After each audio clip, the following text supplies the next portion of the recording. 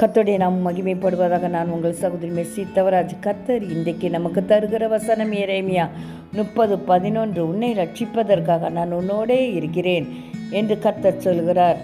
ஆமாங்க, நிறைய வேதனைகளை பட்டு கலங்கி போய் இனிமே என் வாழ்க்கை இப்படியே கழிஞ்சிரும் போலன்னு சொல்லி கலங்கி போயிருக்கிறீங்களா? அவங்கள பார்த்து தான் கர்த்தர் சொல்கிறார், உன்னை ரட்சிப்பதற்காக நான் உன்னோட இருக்கிறேன் என்று சொல்லி இன்றைக்கு வாக்களிக்கிறார்.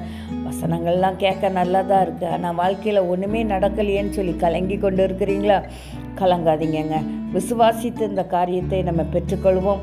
அடுத்த வரியில் சொல்லப்பட்டிருக்கிறது பாருங்கள், உன்னை சிதறடித்த எல்லா ஜாதிகளையும் நான் நிர்மூலமாக்குவேன். எவ்வளோ அருமையான வசனம் இல்லையாங்க?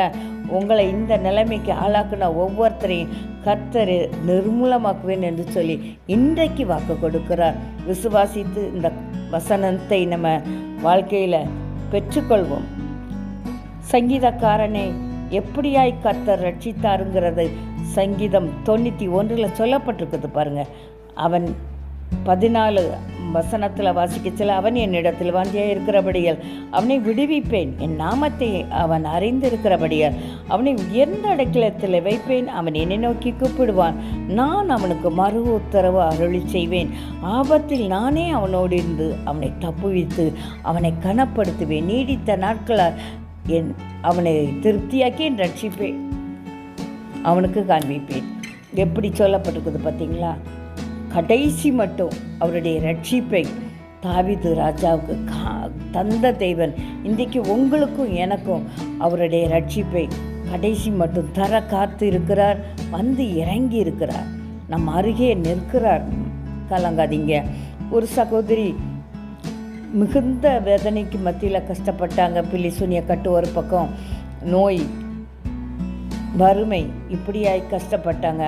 ஆனால் கர்த்தர் இறங்கி வந்து அவங்களை ரட்சித்தது மட்டும் இல்லாமல் அவங்களுடைய பில்லி சூனிய கட்டிலிருந்து, வறுமையிலிருந்து, நோய்ப்படுக்கை எல்லாம் மாற்றி அவங்களை ரட்சித்து அவங்களை அலங்கரித்தார்.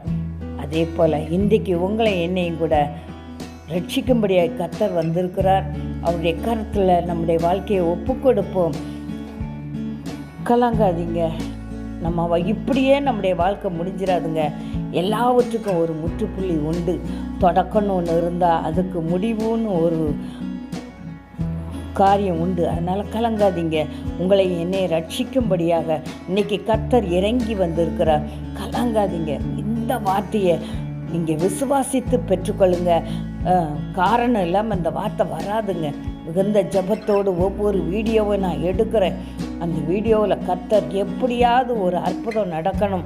இந்த கேட்குற ஒவ்வொருத்தருக்கும் நீர் வாழ்க்கையில் ஆசீர்வதித்து தரணும்னு சொல்லி நான் ஜெபித்திருக்கிறேங்க. கண்டிப்பாக உங்களை ரட்சிக்க முடியாது. கர்த்தர் இறங்கி வந்திருக்கிறார். விசுவாசித்து நம்முடைய காரியங்களை அவரிடத்தில் ஒப்பு கொடுப்போம். கர்த்தர் தாமே உங்களை ஆசீர்வதிப்பாராக. ஆமென்.